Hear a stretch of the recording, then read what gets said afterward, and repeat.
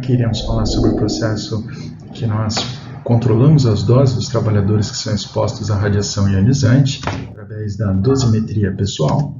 A dosimetria pessoal é o método o procedimento de proteção radiológica que visa preservar a saúde dos trabalhadores e minimizar os riscos derivados do uso de radiação ionizante. Esse serviço é por meio da monitoração externa da dose de radiação absorvida por um indivíduo ocupacionalmente exposto durante a jornada de trabalho, geralmente em hospitais, clínicas, indústrias e locais de ensino e pesquisa. Então, aqui nós temos alguns exemplos de dosímetro, um dosímetro no tórax, que nem é o padrão que a gente utiliza nos processos de proteção radiológica. Aqui nós temos um dosímetro de punho também, ou um dosímetro do tipo anel.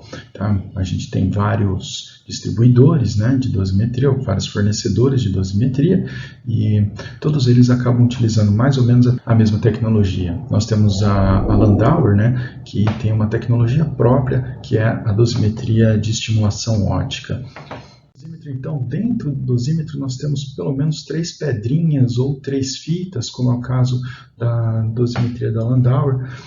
Esse processo de dosimetria nós temos alguns filtrinhos na frente das fitas, tá, para a gente conseguir determinar a energia, mais ou menos a energia, e não só a quantidade de dose que o dosímetro foi exposto. A gente tem pelo menos 2 dosímetros, um padrão e o outro que é o usuário. Então, o padrão ele é para ser colocado fora da sala de radiação, fora da fonte de radiação.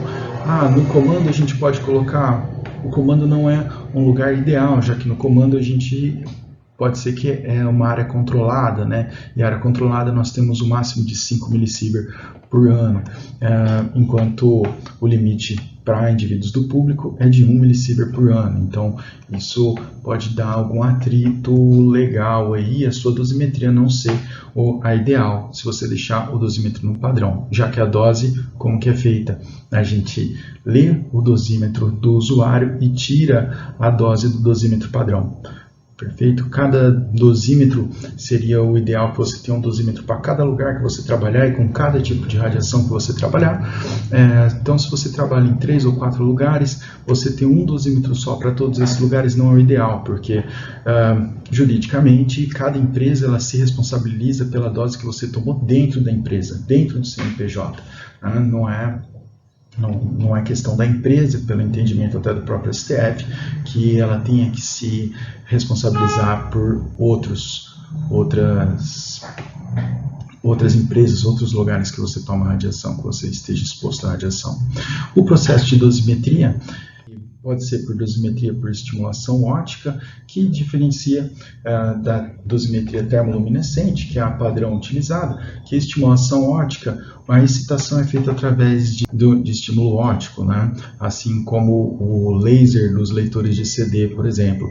Então você não precisa emitir toda a energia que está presa no dosímetro, ou seja, você pode fazer a leitura caso você tenha alguma dúvida sobre a quantidade de radiação que foi gerada. Enquanto na dosimetria termoluminescente você acaba esquentando o dosímetro e a quantidade de luz que é gerada, né, é proporcional à dose que o dosímetro foi exposto.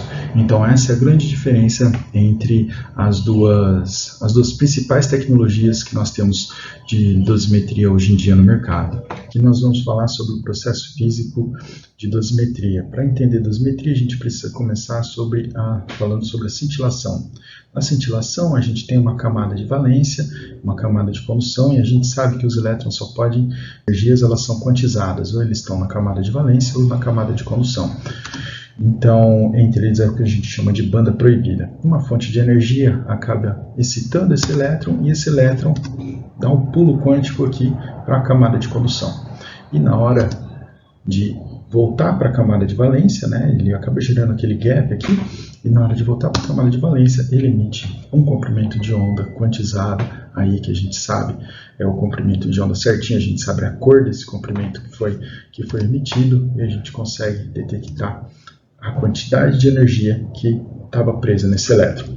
O processo de dosimetria é um pouquinho diferente, a gente acaba adicionando impurezas no material, então o elétron acaba sendo incidido por uma fonte de energia, o elétron excita da mesma maneira, vai para a camada de condução, mas na hora de voltar, devido às impurezas que a gente tem no material, por exemplo, no CR a gente tem bromofluorareto de bário dopado com európio. Então essa dopagem com európio acaba criando armadilhas na banda de condução e o elétron acaba ficando armadilhado entre a camada de condução e a camada de valência. Então, quando a gente fala que a gente tem energia, né, o elétron no dosímetro, por exemplo, que é fluoreto de lítio, a grande maioria dos dosímetros termoluminescentes, a energia acaba ficando armadilhada aqui entre a camada de condução e a camada de valência.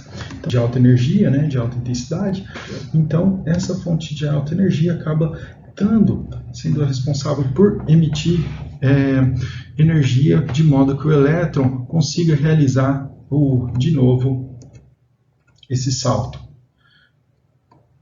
e volta para a camada de valência e emite um fóton de comprimento de onda específico, ou seja, de uma cor específica que a gente consegue então detectar e saber que foi proveniente do salto quântico dos nossos elétrons. Essa fonte de energia de alta intensidade, ela pode ser então a temperatura, que nem é no caso do fluoreto de lítio, ou o laser, que é no caso do CR, porém esse processo físico em si não altera muito, o básico dele é esse que eu expliquei para vocês.